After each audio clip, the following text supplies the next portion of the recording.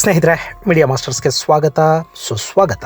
ಗೆಳೆಯರೆ, ಅಯೋಧ್ಯೆಯಲ್ಲಿ ರಾಮ ಮಂದಿರದ ಉದ್ಘಾಟನೆ ಆಗಿದೆ, ರಾಮಲಲ್ಲಾನ ಪ್ರತಿಷ್ಠಾಪನೆ ಆಗಿದೆ. ಮಂದಿರ ಲೋಕಾರ್ಪಣೆ ಆಗೋದ್ರೊಂದಿಗೆ ಕೋಟ್ಯಂತರ ಜನರ ಸಾಕಷ್ಟು ದಿನಗಳ ಕನಸು ನನಸಾದ ಹಾಗಾಗಿದೆ.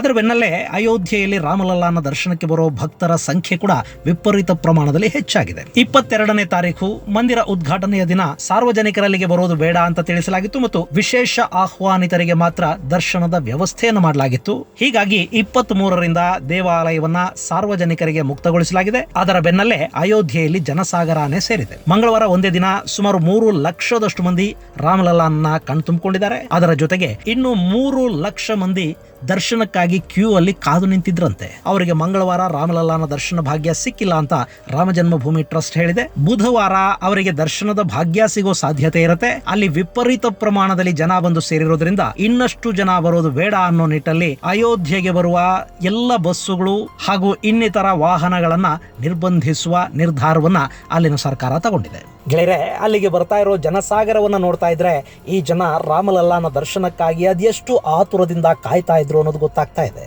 500 ವರ್ಷಗಳ ಹಿಂದೆ ಮಂದಿರದ ಮೇಲೆ ಮಸೀದಿ ನಿರ್ಮಾಣ ಆದಾಗಿನಿಂದ ಹಿಂದೂಗಳ ಭಾವನೆಗೆ ಧಕ್ಕೆ ಆಗಿತ್ತು. ಆದರೆ ಈಗ ಅಯೋಧ್ಯೆಗೆ ಶಾಪ ವಿಮೋಚನೆ ಆಗಿದ್ದು ತಲೆಮಾರುಗಳ ಕಾಯುವಿಕೆಗೆ ತೆರೆ ಬಿದ್ದಾಗಿದೆ. ಅಲ್ಲದೆ ಮಂದಿರದ ಒಳಗೆ ರಾಮಲಲ್ಲಾ ಕೂಡ ವಿರಾಜಮಾನಾಗಿದ್ದಾನೆ. ಆ ವಿಗ್ರಹ ಜೀವ ಕಳೆಯನ್ನ ಹೊಂದಿದ್ದು ನೋಡುಗರ ಕಣ್ಮನವನ್ನ ಸೆಳೀತಾ ಇದೆ. ಹಾಗಾದ್ರೆ ಆ ವಿಗ್ರಹದ ವಿಶೇಷತೆಗಳೇನು, ರಾಮಲಲ್ಲಾನಿಗೆ ಹಾಕಿರುವ ಒಡವೆಗಳೆಷ್ಟು ಅನ್ನೋದ್ರ ಬಗ್ಗೆ ಒಂದಷ್ಟು ಮಾಹಿತಿಯನ್ನ ನಾವಿಲ್ಲಿ ನೋಡೋಣ.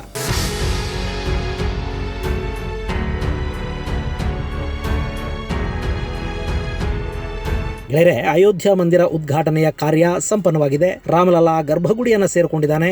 ಉದ್ಘಾಟನೆಯ ದಿನವೇ ಸಹಸ್ರಾರು ಮಂದಿ ಗಣ್ಯರು ರಾಮಲಲ್ಲಾನ ದರ್ಶನವನ್ನು ಪಡ್ಕೊಂಡಿದ್ದಾರೆ. ಈಗ ಆ ಸೌಭಾಗ್ಯ ಸಾರ್ವಜನಿಕರ ಪಾಲಿಗೆ ಕೂಡ ಒಲಿದು ಬರ್ತಾ ಇದೆ. ಹೀಗಾಗಿನೇ ಅಯೋಧ್ಯೆಯಲ್ಲಿ ಜನ ತುಂಬಿ ತುಳುಕ್ತಾ ಇದ್ದಾರೆ. ಅಲ್ಲಿ ಲಕ್ಷಾಂತರ ಮಂದಿ ರಾಮಲಲ್ಲಾನ ದರ್ಶನಕ್ಕಾಗಿ ಮುಗಿ ಬೀಳ್ತಾ ಇದ್ದಾರೆ. ಸರಯೂ ನದಿಯ ತೀರದಲ್ಲಿ ಜನಜಾತ್ರೆನೇ ನೆರೆದಿದ್ದು ಅಯೋಧ್ಯೆ ಉತ್ತರದ ತಿರುಪತಿಯ ತರ ತಯಾರಾಗಿದೆ. ತಿರುಪತಿಯಲ್ಲಿ ತಿಮ್ಮಪ್ಪ ಹೇಗೆ ಅತ್ಯಾಕರ್ಷಕವಾಗಿ ಕಾಣ್ತಾನೋ ಅದೇ ತರ ಅಯೋಧ್ಯೆಯಲ್ಲಿ ಬಾಲರಾಮ ಕೂಡ ತುಂಬಾ ಆಕರ್ಷಕವಾಗಿ ಕಾಣ್ತಾ ಇದ್ದಾನೆ. ರಾಮ ಮಂದಿರದ ಗರ್ಭಗುಡಿಯಲ್ಲಿರೋ ಬಾಲರಾಮನ ವಿಗ್ರಹವನ್ನ ಶ್ಯಾಮಲ ಶಿಲೆ ಅಂದ್ರೆ ಕಪ್ಪು ಶಿಲೆಯಲ್ಲಿ ನಿರ್ಮಾಣ ಮಾಡಲಾಗಿದೆ. ಕಮಲಲೋಚನ ರಾಮ ಅಂತ ಕರೆಸಿಕೊಳ್ಳುವ ಈ ಬಾಲರಾಮನನ್ನ ಕಮಲದ ಹೂವಿನ ಮೇಲೆ ನಿಂತಿರುವಂತೆ ಕೆತ್ತಲಾಗಿದೆ. ಇನ್ನು ರಾಮನ ವಿಗ್ರಹ ಒಟ್ಟು 4.24 ಅಡಿಗಳಷ್ಟು ಎತ್ತರ ಇದ್ದು 3 ಅಡಿಗಳಷ್ಟು ಅಗಲ ಇದೆ.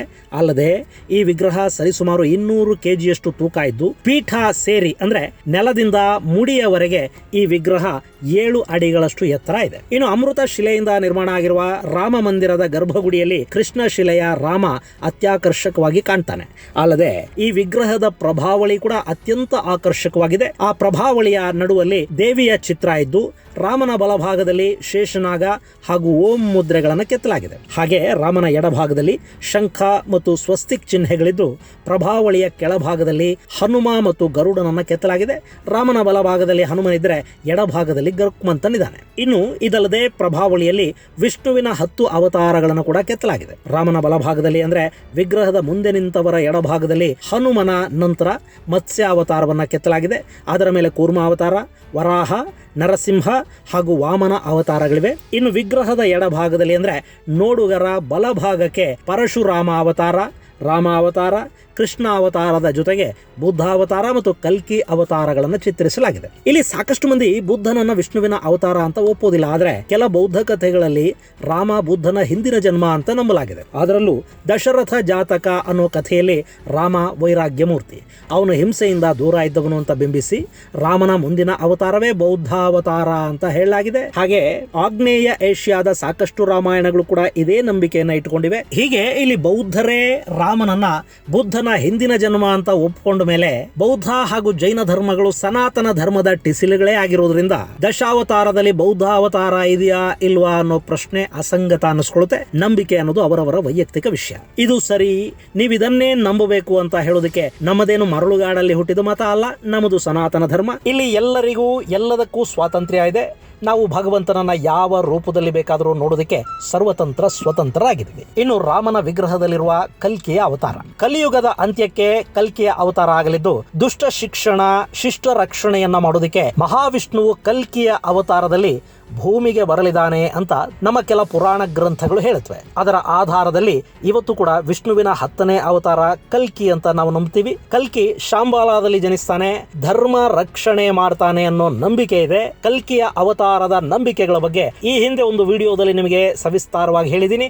ಆ ವಿಡಿಯೋ ಲಿಂಕ್ ಅನ್ನು ಕೂಡ ಡಿಸ್ಕ್ರಿಪ್ಷನ್ ಬಾಕ್ಸ್ ಅಲ್ಲಿ ಕೊಡ್ತಾ ಇದ್ದೀನಿ, ನೀವು ಅದನ್ನು ಕೂಡ ನೋಡಬಹುದು. ಇನ್ನು ಈ ನಂಬಿಕೆಯನ್ನ ಇನ್ನಷ್ಟು ಗಟ್ಟಿಗೊಳಿಸುವ ನಿಟ್ಟಲ್ಲಿ ರಾಮನ ವಿಗ್ರಹದಲ್ಲಿ ಕಲ್ಕಿಯ ಅವತಾರವನ್ನು ಕೂಡ ಚಿತ್ರಿಸಲಾಗಿದೆ.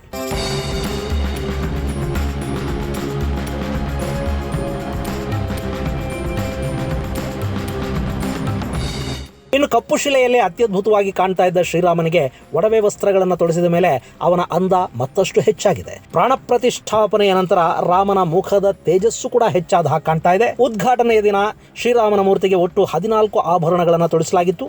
ಮುಕುಟ, ತಿಲಕ, ಪಚ್ಚೆ ಹಾಗೂ ಮಾಣಿಕ್ಯದ ಉಂಗುರಗಳು, ಸಣ್ಣ ಕಂಠಿಹಾರ, 5 ಪದರಗಳ ನಕ್ಲೇಸು, ಸೊಂಟಪಟ್ಟಿ, ತೋಳಬಂದಿ, ಬಳೆ ಹಾಗೂ ಕಾಲಿಗೆ ಕಡಗ ಸೇರಿದ ಹಾಗೆ ಒಟ್ಟು 14 ಬೆಲೆ ಬಾಳುವ ಆಭರಣಗಳನ್ನು ರಾಮನಿಗೆ ತೊಡಿಸಲಾಗಿತ್ತು. ಇವೆಲ್ಲ ಕೂಡ ತುಂಬಾನೇ ಬೆಲೆ ಬಾಳುವ ಆಭರಣಗಳಾಗಿದ್ದು ಅವುಗಳಲ್ಲಿ ಸಹಸ್ರಾರು ಮಾಣಿಕ್ಯಗಳನ್ನ ವಜ್ರಗಳನ್ನ ಕೂಡ ಬಳಸಲಾಗಿದೆ. ಇನ್ನು ರಾಮನಿಗೆ ತೊಡಿಸಿರುವ ಕಿರೀಟ ಒಟ್ಟು 1.7 kg ತೂಕ ಇದ್ದು ಅದರಲ್ಲಿ 75 ಕ್ಯಾರೆಟ್ ವಜ್ರಗಳು, 135 ಕ್ಯಾರೆಟ್ ಉತ್ಕೃಷ್ಟ ಗುಣಮಟ್ಟದ ಜಾಂಬಿಯಾದ ಪಚ್ಚೆಗಳು ಮತ್ತು 262 ಕ್ಯಾರೆಟ್ನಷ್ಟು ಮಾಣಿಕ್ಯಗಳಿವೆ ಅಂತ ಹೇಳ್ತಾ ಇದ್ದಾರೆ. ಇದಲ್ಲದೆ ರಾಮನಿಗೆ ಇನ್ನಷ್ಟು ಆಭರಣಗಳು ಇವೆ. ಸಾಕಷ್ಟು ಜನ ಕಿರೀಟಗಳು ಹಾಗೂ ಮತ್ತಿತರ ಆಭರಣಗಳನ್ನ ರಾಮನ ಮಂದಿರಕ್ಕೆ ಸಮರ್ಪಿಸಿದ್ದಾರೆ. ಅವುಗಳ ಬಗೆಗಿನ ಮಾಹಿತಿ ಮುಂದಿನ ದಿನಗಳಲ್ಲಿ ಲಭ್ಯ ಆಗಲಿದೆ. ಇನ್ನು ಈ ವಿಗ್ರಹ ಇದು ದಕ್ಷಿಣ ಭಾರತೀಯ ಶೈಲಿಯಲ್ಲಿರುವ ವಿಗ್ರಹ. ಇದನ್ನ ಈ ಹಿಂದೆನೆ ನಿಮಗೆ ವಿವರವಾಗಿ ತಿಳಿಸಿದ್ದೀನಿ. ವಿಗ್ರಹದಲ್ಲಿನ ಪ್ರಭಾವಳಿ ಹೊಯ್ಸಳ ಶೈಲಿಯಲ್ಲಿದೆ. ಇದಲ್ಲದೆ ವಿಗ್ರಹದಲ್ಲಿ ಚೋಳ ಸಾಮ್ರಾಜ್ಯದ ಕಾಲದಲ್ಲಿ ಬಳಸಲಾಗ್ತಾ ಇದ್ದ ಅಂಗವಸ್ತ್ರದ ಶೈಲಿಯನ್ನ ಚಿತ್ರಿಸಲಾಗಿದೆ. ಚಾಲುಕ್ಯ ಶೈಲಿಯನ್ನು ಕೂಡ ಈ ವಿಗ್ರಹದಲ್ಲಿ ಬಳಸಿಕೊಳ್ಳಲಾಗಿದೆ. ಇನ್ನು ರಾಮನ ವಿಗ್ರಹದ ಪ್ರಮುಖ ಆಕರ್ಷಣೆ ಅವನ ಮುಖವನ್ನ ತುಂಬಾ ರಿಯಲಿಸ್ಟಿಕ್ ಆಗಿ ಕೆತ್ತಲಾಗಿದ್ದು ಇದಕ್ಕಾಗಿ ಶಿಲ್ಪಿ ಯೋಗಿರಾಜ್ ಅವರು ಸಾಕಷ್ಟು ಕಡೆಗಳಲ್ಲಿ ಹುಡುಕಾಟವನ್ನ ಕೂಡ ನಡೆಸಿದ್ದಾರೆ ಅನ್ನೋ ಮಾಹಿತಿಗಳು ಹೊರಬೀಳ್ತಾ ಇವೆ. ದೇಶದ ಹಲವು ಕಡೆಗಳಿಗೆ ಭೇಟಿ ಕೊಟ್ಟಿದ್ದ ಶಿಲ್ಪಿಗಳು ರಾಮನ ಮುದ್ದು ಮುಖಕ್ಕಾಗಿ ಚಿಕ್ಕ ಮಕ್ಕಳನ್ನ ಹುಡುಕಾಡಿದ್ರಂತೆ. ಹೀಗೆ ಸಾಕಷ್ಟು ಮಕ್ಕಳನ್ನ ಗಮನಿಸಿದ ನಂತರವೇ ಅಲ್ಲಿ ರಾಮನ ಮುಖ ಹೀಗೇ ಇರಬೇಕು ಅಂತ ನಿರ್ಧಾರವನ್ನ ಕೈಗೊಳ್ಳಲಾಯಿತು. ಹಾಲುಗಲ್ಲದ ರಾಮನಿಗೆ ಕಣ್ಣುಗಳನ್ನ ಬಿಡಿಸಿದ ನಂತರವಂತೂ ಅವನು ಅತ್ಯದ್ಭುತವಾಗಿ ಜೀವ ಕಳೆಯಿಂದ ಕಂಗೊಳಿಸೋದಕ್ಕೆ ಶುರು ಮಾಡಿದ್ದಾನೆ. ಇನ್ನು ಈ ವಿಗ್ರಹದ ಮತ್ತೊಂದು ವಿಶೇಷ ಅಂದ್ರೆ ಇದು ಬಾಲರಾಮನ ವಿಗ್ರಹವೇ ಆಗಿದ್ರೂ ಕೂಡ ಪ್ರೌಢ ರಾಮನಂತೆ ಕಾಣುತ್ತೆ. ಈ ವಿಗ್ರಹಕ್ಕೆ ಬಳಕೆಯಾಗಿರುವ ಕಲ್ಲು ನಮ್ಮ ಕರ್ನಾಟಕದ ಮೈಸೂರಿನಿಂದ ತರಿಸಿಕೊಳ್ಳಲಾಗಿತ್ತು. ಹಾಗೇನೆ ಆ ವಿಗ್ರಹವನ್ನು ಮೈಸೂರಿನ ಶಿಲ್ಪಿ ಅರುಣ್ ಯೋಗಿರಾಜ್ ಅವರೇ ಕೆತ್ತಿದ್ದಾರೆ. ಇದು ಕರ್ನಾಟಕದ ಹೆಮ್ಮೆ. ಇದಿಷ್ಟೇ ಅಲ್ಲದೆ ದೇವಾಲಯಕ್ಕೆ ಕರ್ನಾಟಕದ ಗ್ರಾನೈಟ್ ಕೂಡ ಸರಬರಾಜಾಗಿದೆ. ದೇಶದಲ್ಲೇ ತುಂಬಾ ಗಟ್ಟಿಯಾದ ಗ್ರಾನೈಟ್ ಅನ್ನೋ ಖ್ಯಾತಿಗೆ ಕರ್ನಾಟಕದ ಗ್ರಾನೈಟ್ ಪಾತ್ರ ಆಗಿದ್ದು ಅದನ್ನು ದೇವಾಲಯದ ಅಡಿಪಾಯಕ್ಕೆ ಬಳಸಿಕೊಳ್ಳಲಾಗಿದೆ. ಹೀಗೆ ರಾಮನ ಮಂದಿರದ ನಿರ್ಮಾಣದಲ್ಲಿ ಕರ್ನಾಟಕದ ಕೊಡುಗೆ ತುಂಬಾನೇ ಇದೆ.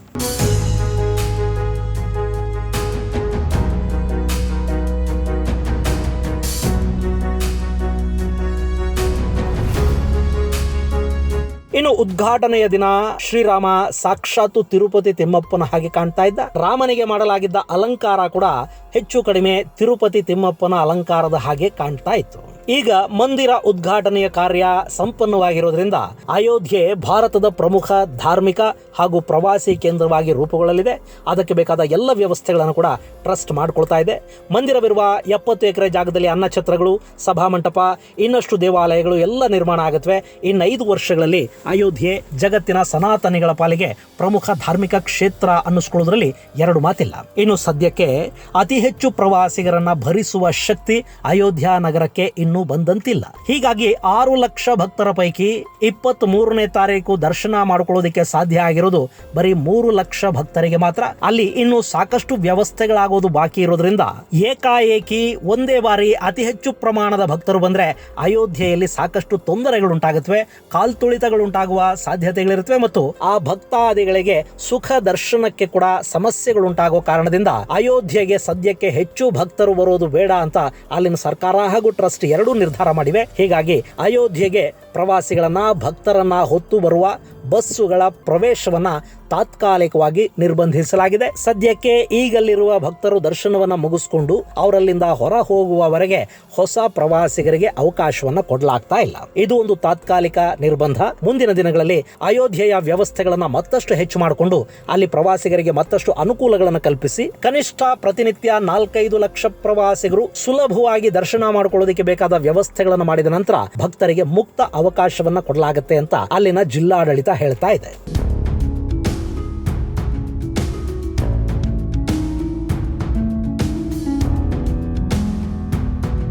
ಇನ್ನು ಗೆಳೆಯರೆ, ಈ ಹಿಂದಿನ ಸಂಚಿಕೆಯಲ್ಲಿ ನಿಮಗೆ ಶಿಲ್ಪಿ ಯೋಗಿರಾಜ್ ಅವರ ಬಗ್ಗೆ ಕೂಡ ಸಾಕಷ್ಟು ಮಾಹಿತಿಯನ್ನು ಕೊಟ್ಟಿದ್ದೆ. ಅರುಣ್ ಯೋಗಿರಾಜ್ ನಮ್ಮ ಮೈಸೂರಿನವರು.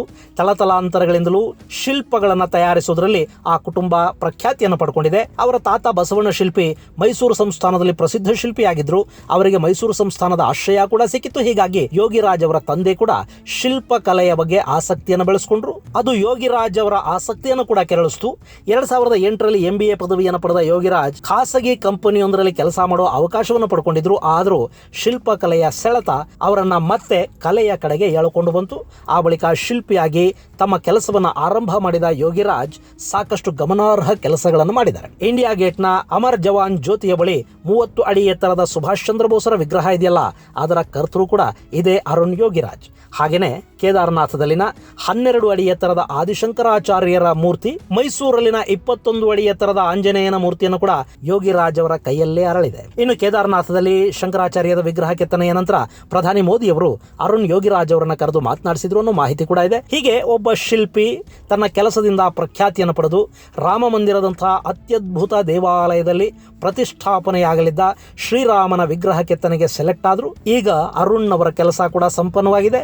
ರಾಮ ಅಲ್ಲಿ ದೇವಾಲಯದಲ್ಲಿ ವಿರಾಜಮಾನಾಗಿದ್ದಾನೆ. ಇದೇ ವೇಳೆ ರಾಜಸ್ಥಾನದ ಶಿಲ್ಪಿ ಸತ್ಯನಾರಾಯಣ ಪಾಂಡೆ ಅವರು ಅಮೃತ ಶಿಲೆಯಲ್ಲಿ ರಾಮನನ್ನು ಕೆತ್ತಿದ್ದಾರೆ.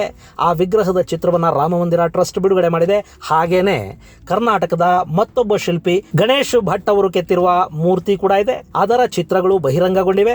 ಗಣೇಶ್ ಭಟ್ ಅವರು ಕೂಡ ಅತ್ಯದ್ಭುತವಾದ ಶಿಲ್ಪಿ ಅನ್ನೋದನ್ನ ಅವರು ಕೆತ್ತಿದ ವಿಗ್ರಹದ ಮೂಲಕ ನಿರೂಪಿಸಿಕೊಂಡಿದ್ದಾರೆ. ಗಣೇಶ್ ಭಟ್ಟರ ವಿಗ್ರಹ ಕೂಡ ಅತ್ಯದ್ಭುತವಾಗಿ ಮೂಡಿ ಬಂದಿದೆ. ಅದರಲ್ಲಿ ಕೂಡ ಅತ್ಯುತ್ತಮವಾದ ಕುಸುರಿ ಕೆಲಸವನ್ನ ನೋಡೋದಕ್ಕೆ ಸಾಧ್ಯ ಆಗ್ತಾ ಇದೆ. ಆದ್ರೆ ಗರ್ಭಗುಡಿಯಲ್ಲಿ ಪ್ರತಿಷ್ಠಾಪನೆ ಮಾಡೋದಕ್ಕೆ ತುಂಬಾ ಸಿಂಪಲ್ ಆಗಿರುವ ಮತ್ತು ತುಂಬಾ ಸುಂದರವಾಗಿರುವ ಅರುಣ್ ಯೋಗಿರಾಜ್ ಅವರ ವಿಗ್ರಹವನ್ನ ಆಯ್ಕೆ ಮಾಡಿಕೊಳ್ಳಲಾಗಿದೆ. ಇನ್ನೆರಡು ವಿಗ್ರಹಗಳು ಅಂದ್ರೆ ಗಣೇಶ್ ಭಟ್ ಅವರ ಕೈಯಲ್ಲಿ ಮೂಡಿ ಬಂದಿರುವ ಬಾಲರಾಮನ ವಿಗ್ರಹ ಮತ್ತು ರಾಜಸ್ಥಾನದ ಶಿಲ್ಪಿ ಸತ್ಯನಾರಾಯಣ ಪಾಂಡೆ ಅವರ ವಿಗ್ರಹ ಎರಡೂ ಕೂಡ ಅತ್ಯಂತ ಗೌರವಯುತವಾಗಿ ರಾಮ ಮಂದಿರದಲ್ಲಿ ಪ್ರತಿಷ್ಠಾಪನೆ ಆಗುತ್ತವೆ.